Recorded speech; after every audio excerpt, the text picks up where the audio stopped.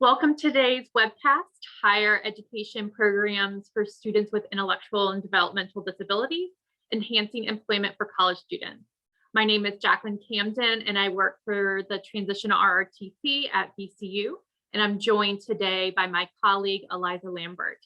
We are so excited to spend some time talking about Transition RRTC and how to enhance employment for college students through virtual support and inclusive higher education programs.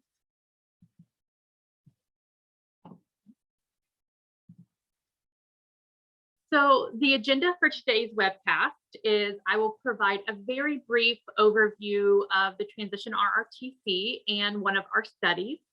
Then we will discuss in more detail our course from the study and some of the initial feedback we received from other inclusive higher education programs that engaged in that course.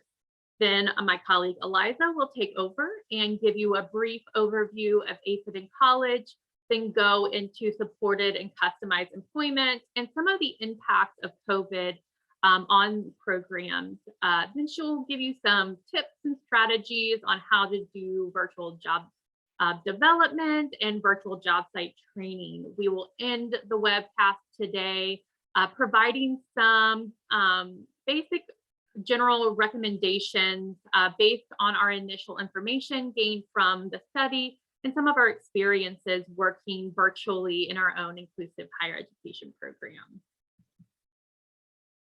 So hopefully by the end of this webcast, you will be able to identify strategies to conduct virtual job development, gain some foundational skills in providing virtual job site training, and then really be able to contextualize employment outcomes for your inclusive post-secondary education program in relation to feedback from programs across the country. So let's start talking a little bit about what is the Transition RRTC. So like I mentioned before, we are with Virginia Commonwealth University RRTC on employment of transition age youth with disabilities, or Transition RRTC. The Transition RRTC is funded by the National Institute on Disability, Independent Living, and Rehabilitation Research, also known as NIDLR. So we were funded in fall of 2019, and the center's purpose is really to generate evidence-based interventions to assist youth with disabilities to enter competitive integrated employment. So this grant supports 6 different studies that are led by VCU in collaboration with Vanderbilt University, the University of Wisconsin-Madison, Kent State, and the University of Kentucky. So today we are going to be focusing really on our inclusive post-secondary education study.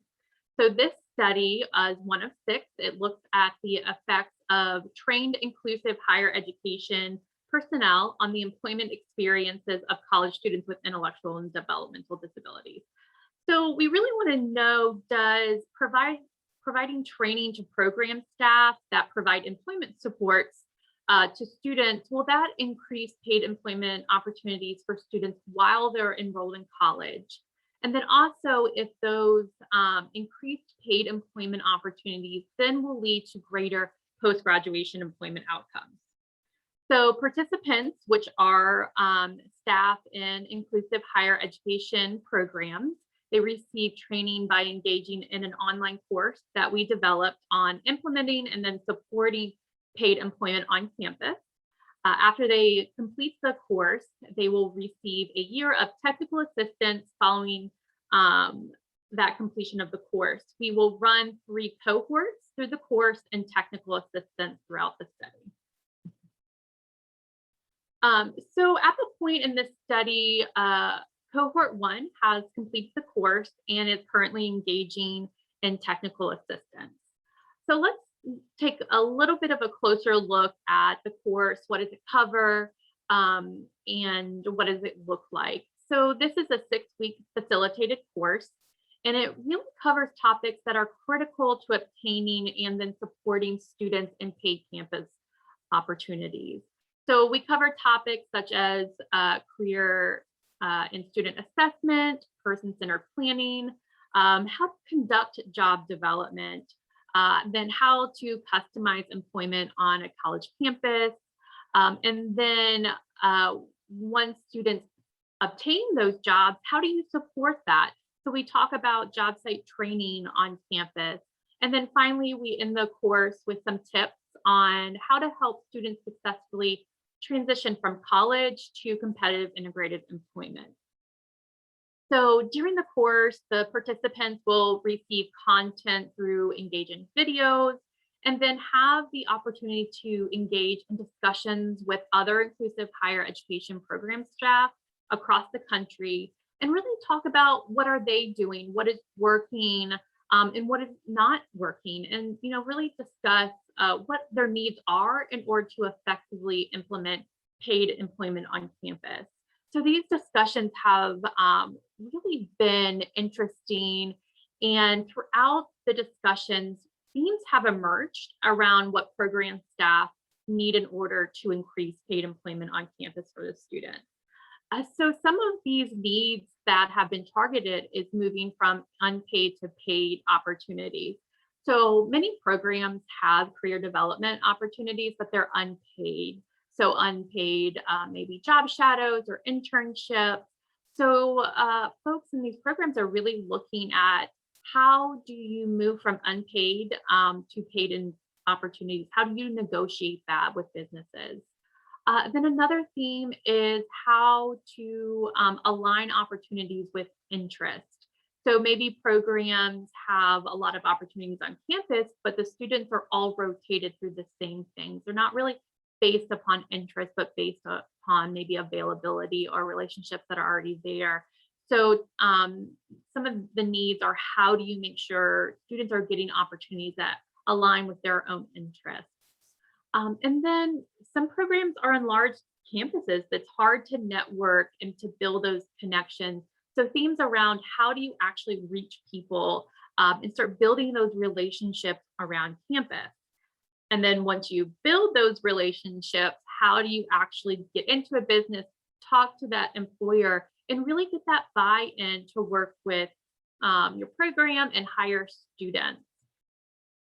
Another theme that we saw that was a really big need in order to implement and know the effectiveness of what they're doing around employment is improving data collection and the evaluation process. So how do you know if what you're doing is working if you're not collecting data and you're not getting some feedback on students and how they're obtaining employment, after graduation? And so folks also talked about how to connect and build relationships within with their voc rehab folks in their area. So, transitioning out of college and getting those post-graduation outcomes, as well as supporting the employment while in the program, having those relationships with VR is really important. So there was a lot of discussion on how to do that. And then the last theme I want to talk about is a theme that we did not know that was going to come out, but we actually implemented our first cohort in March of last year when everything was shutting down. So one of a large theme that came out was, now how do I do all of this virtually? So all the other themes that we talked about, they need to know, but then they also needed to know how to do that virtually, because as everything was shutting down, programs had to figure out, how do you talk to employers? How do you support jobs through a virtual platform? So Eliza is going to spend the rest of the time today really focusing on inclusive higher ed programs and then addressing how to conduct employment supports virtually.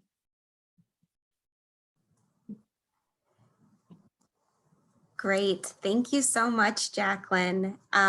So like I mentioned, or as Jacqueline said, my name is Eliza Lambert, and I also work with the Transition RRTC. And part of the work that I do as well at VCU is with our program called ACE It in College. So I wanted to give an overview of what ACE It in College is. Well, it's an inclusive higher education program, and it's conducted through the School of Education here at Virginia Commonwealth University, also known as VCU. And we offer this program, it's a certificate program, and it's for part-time students. So what this means is our students are engaged in our campus. They are completely included in classes. They take classes amongst peers, and they also have access to all the amenities that any VCU student does. Our program is collaborative. So we work with different departments. We work with the professors and instructors. We work with the families that are part of our program and have our student with disabilities as the center of our program. It is employment driven. So the courses that students are taking, everything that we do with our students is with that end goal of a career. And then finally, it's a comprehensive transition program. All right, so on this slide, I'm going to be talking about really the 3 pillars of our program, which are academics, employment, and student life. And then there's 3 guiding principles. So the academics is complemented by the academic and career plan, and this kind of merges academics and employment together.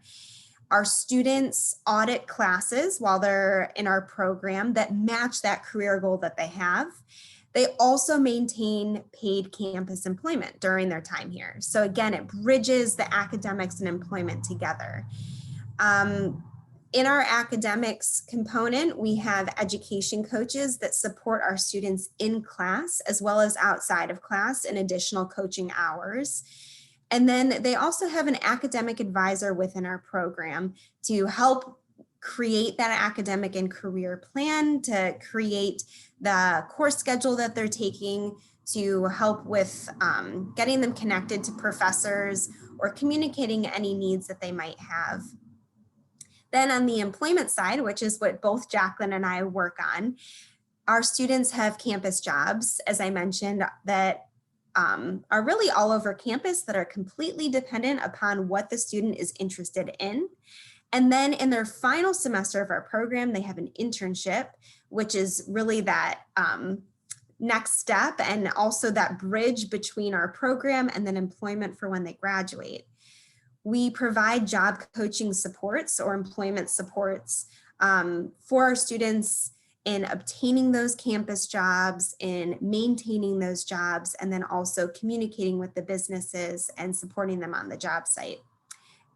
So to help facilitate this, we have career advisors. And then all of this is within the context of the university. So our students, like I mentioned, have access to all the resources and amenities and activities that any VCU student has. And they also have peer mentors to support them on campus. So that might include getting lunch or going to a club, like a VCU club together. We have a lot of different clubs to choose from. And then during COVID, this has looked like Zoom meetings or even video games, hanging out and playing video games together online. So like I mentioned, those 3 guiding principles at the bottom, I mentioned academic and career plan. We also have ongoing assessment that we do with our students. The job coaches are really helpful in doing that as far as collecting data. And then also our education coaches collect data, and we continuously assess and communicate with the family and the student. And this is done through team meetings. So this happens every semester. We get the whole team together, everyone who is involved and contributes to the student's success. The student runs the meeting. It's all about them. And that is what helps us incrementally get through the program. So that's really just an overview of the pathways to the career that the students will obtain. So employment during COVID, this has been a very, I don't know how to categorize it, but exciting, interesting, and just different experience for our program. Really at the beginning of COVID, probably around April, we realized as a group, we needed to get ahead of this, and we needed to already start reaching out to different campus partners and saying, what's the fall going to look like?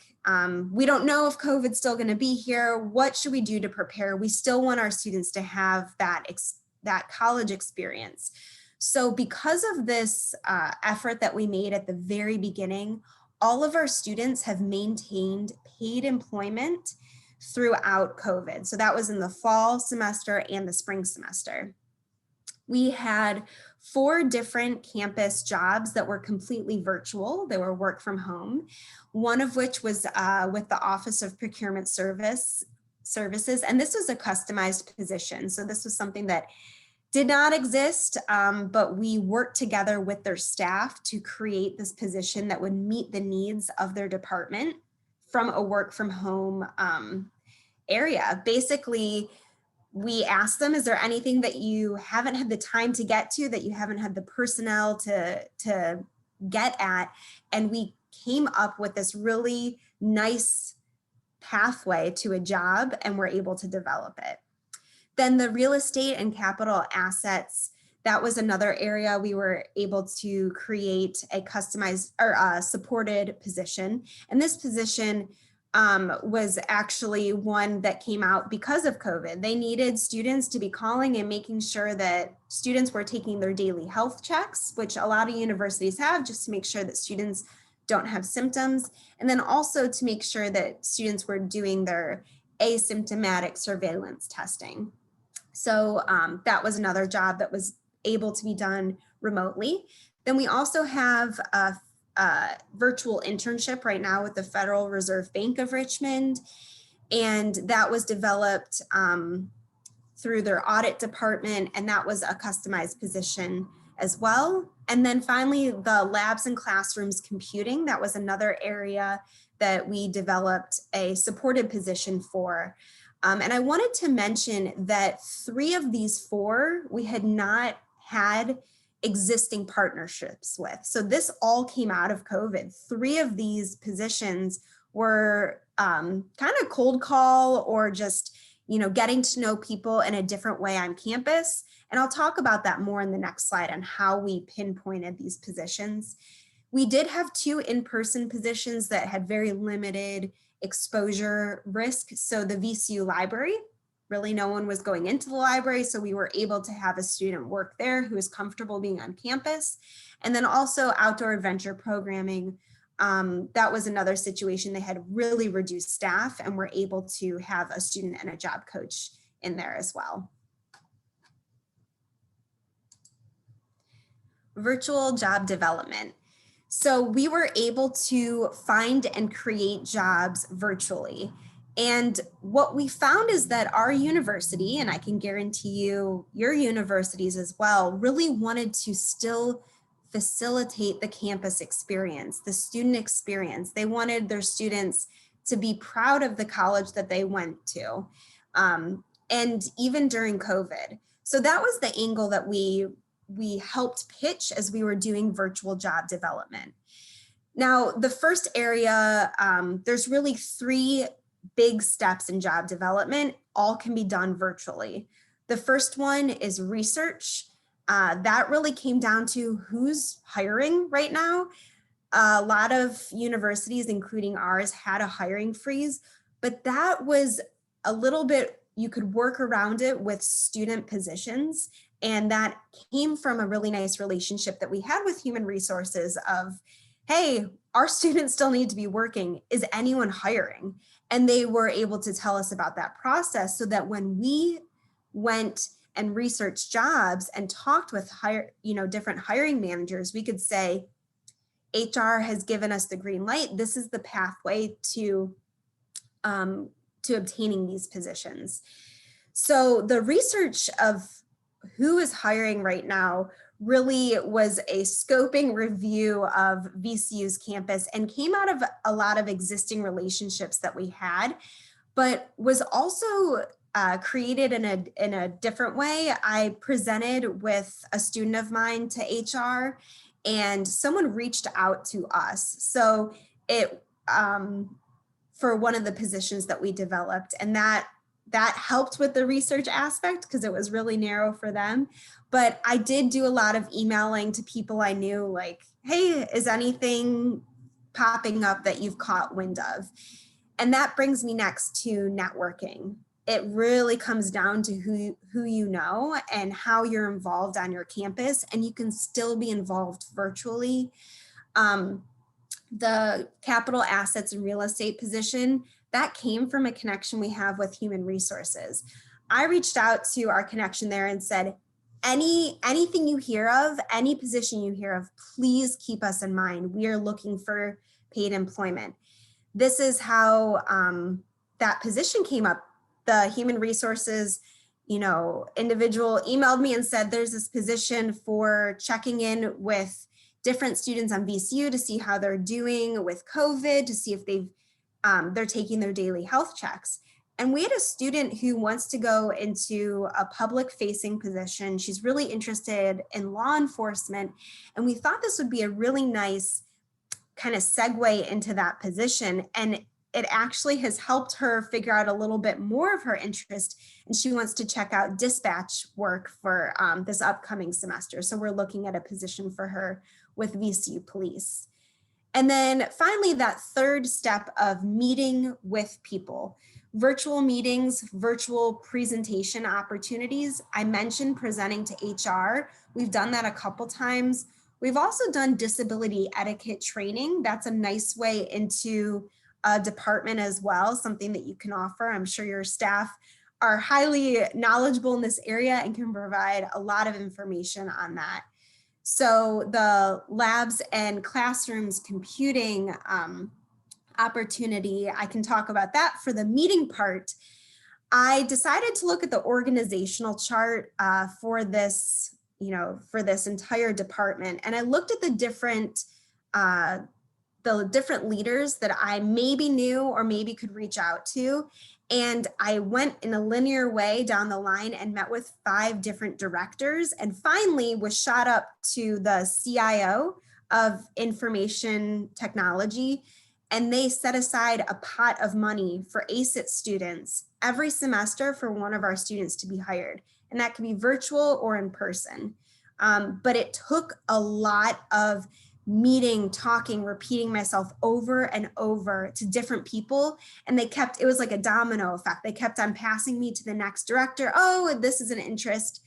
And that's how we were able to get that job, and actually future jobs as well.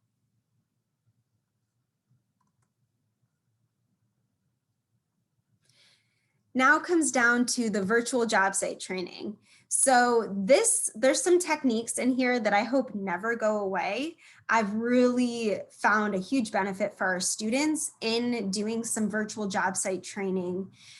But basically what we've been able to do for our work from home positions is provide virtual support.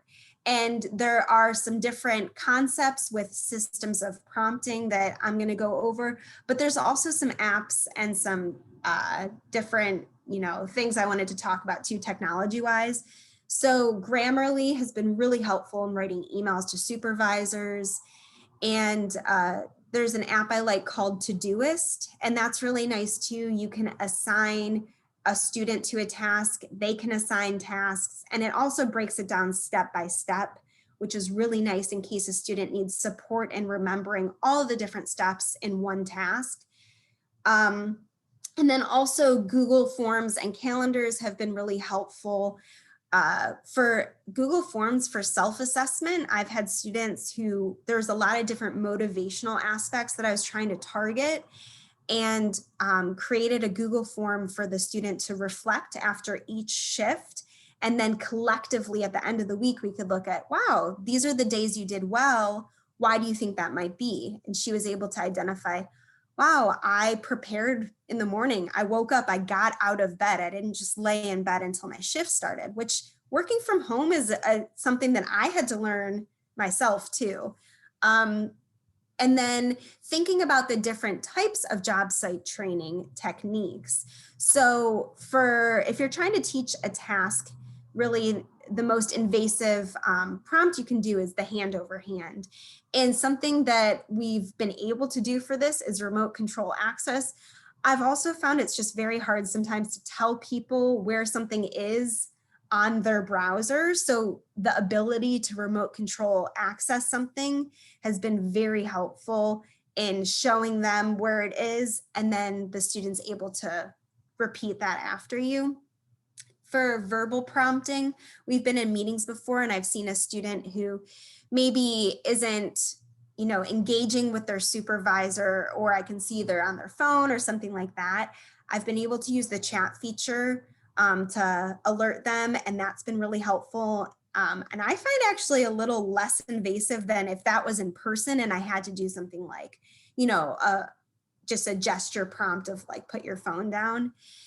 And then as far as gesture prompting, the annotate feature is amazing. I hope you are all using that on Zoom, even in meetings just in general, but that's helpful for navigating technology.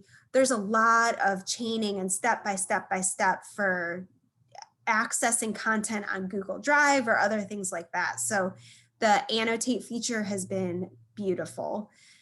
For modeling, that would be video recording and playing it back to a student. Again, thinking about the student who's doing the asymptomatic calls for COVID, she was saying asystematic. And when she was leaving a voicemail, it actually kind of confused the message that was being communicated. So I repeated it back and back with her. We listened to it. And finally, we broke it down syllable by syllable, and then she got it correct. And I videotaped her on Zoom. And then every time before she made a call, I'd have her watch it, practice, and then do it.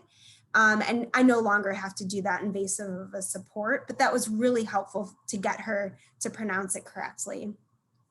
For independence, alarm clocks, virtual checklists, or virtual schedules, using Chrome extensions, if your students have Chrome as their browser, is really helpful, like alarm clocks or stopwatches. That has been great in creating independence of taking a break and coming back from a break. I just look up a lot of different Chrome extensions. I'm sure something exists that you're looking for. It is a wealth of knowledge. And then proximity fading, I turn off my camera, turn off my audio, and sometimes I leave the room physically in case a student does need me. I really just am not there to support them in that moment, and they have to do problem solving. I also have put students in breakout rooms. I'm doing that with a student right now who's almost about ready for me to fade completely. So I put her in a breakout room, I'm in the main room, and then, every 30 minutes I check in and see if anything is needed. And then finally, time fading, signing into Zoom late or leaving early is a way to do that.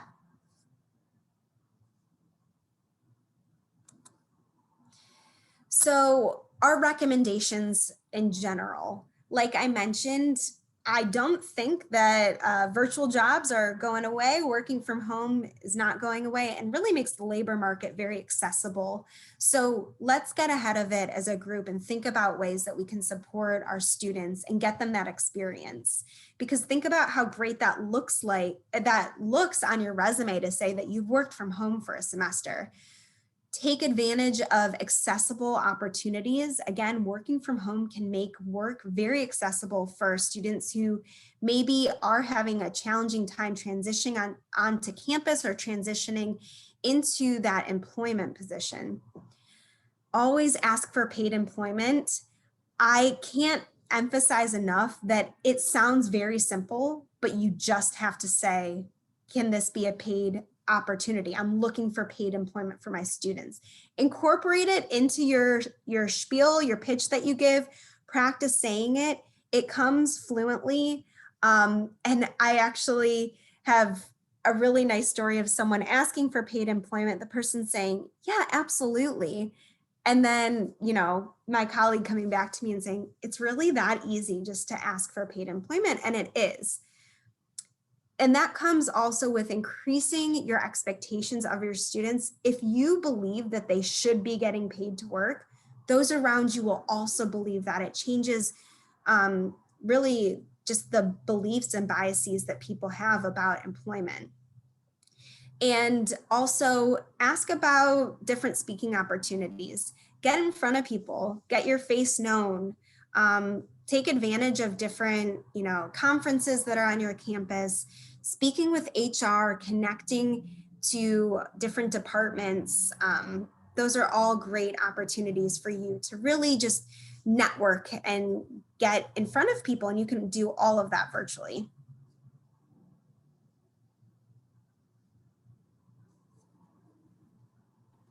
All right. Thank you, Eliza. That was some really great information. And like she said, these strategies for virtual job development and job site training are going to be useful beyond this semester. Even though many campuses are going back in person in the fall, these strategies are still going to be useful. And it really just expands opportunities in what you're able to do and the types of jobs and support you're able to, provide and cultivate. And so that just increases opportunity. So we're hoping that you could take this information and implement some of these strategies into your program. And so we really appreciate you joining us for this webcast. We just provided some brief overviews of the center as well as our studies. But if you would like more information on this or other studies, or you want to learn more about how to get involved with our inclusive higher education study, please visit our website at transition.vcurrtc.org or follow us on Twitter and Facebook for some more information. And thank you again for joining us today.